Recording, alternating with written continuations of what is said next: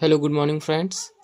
तो दोस्तों ये क्लास 10th के लिए बहुत ही इम्पोर्टेंट ट्रांसलेट होने वाला है, क्योंकि अक्सर ये एग्ज़ाम में पूछा जाता है। ठीक है, क्लास 10th के बोर्ड के एग्ज़ाम में पूछा जाता है।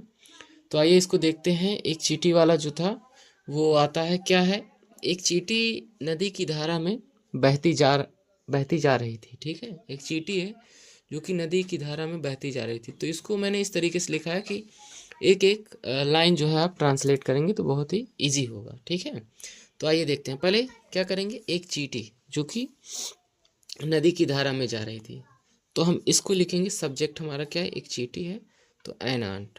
ठीक है, क्या होगा, एन आंट। एन आंट हो गया। अब जा रही थी, देखिए कौन सा टेंस है, पास्ट कंटिन्यूअस है, तो एन आंट वाज हो गया। ठीक है, सिंगुलर है एन आंट, इसलिए वहाँ वाज लगा है, एन आंट। अब अब आप देखिए, जा रही थी का क्या मतलब है, आप चाहे रनिंग लिख सकते हैं या फ्लोटिंग लिख सकते हैं। ठीक है, तो मैं लिख रहा हूँ running, an ant was running. अब कहाँ पे, नदी की धारा में, तो in the current, in the current. अब नदी की धारा में, in the current of river. ठीक है, in the current of river. अब दोस्तों आपका एक सेंटेंस हो गया। फिर अगला देखिए क्या कह रहा है, कि वह किनारे आने की कोशिश कर रही थी। फिर ये उसी टेंस में है, पास्ट कंटिन्यूअस में, कोशिश कर रही थी, वह किनारे आने की कोशिश कर रही थी। तो दोस्तों एन आंट को अब यहाँ सी या ही लिख के नहीं करेंगे। एक चींटी है तो बहुत छोटा प्राणी रहे तो इट का प्रयोग करना चाहिए। ठीक है, तो इट वाज है ना, इसलिए यहाँ पर इट वाज ट्राइंग, वह कोशिश कर रही थी। It was trying, TRYING, it was trying, वह कोशिश कर रही थी, क्या करने की, to come to the bank, मतलब किनारा, मतलब किनारे पे आने की कोशिश कर रही थी। फिर अगला आपका देखिए, लेकिन आ नहीं पा रही थी। इसको जो है आ नहीं पा रही थी, इसको ऐसे भी कर सकते हैं, but it was not coming, है ना, इट वॉज नॉट, लेकिन इसको ऐसे ज़्यादा सही नहीं है, इसलिए इसको ऐसे करेंगे। जब सकना उकना आता है, आ नहीं मतलब आ नहीं पा रही थी, उसकी मजबूरी है, तो कुड नॉट का प्रयोग करना चाहिए। ठीक है, बट, तो इसको आप ऐसे लिख देंगे, बट कुड नॉट, है ना, मतलब ये उसकी क्या क्षमता है ना, वह आ नहीं पा रही थी, मतलब वह आ नहीं सकी है, आ नहीं पा रही थी, तो बट कुड नॉट कम, वह आ नहीं पा रही थी। ठीक है, बट कुड नॉट कम हो गया।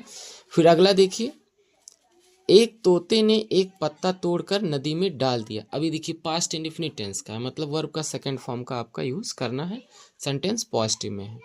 ठीक है, तो एक तोते ने मतलब ए पैरट, ए पैरट क्या किया, तोड़ दिया, PLUCKED, ए पैरट प्लग्ड।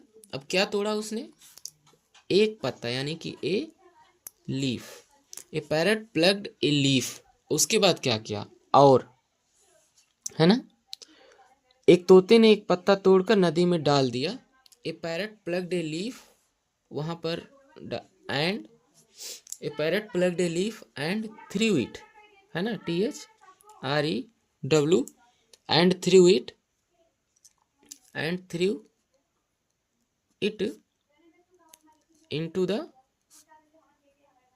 रिवर। ठीक है, इस तरीके से करेंगे, इनटू द रिवर।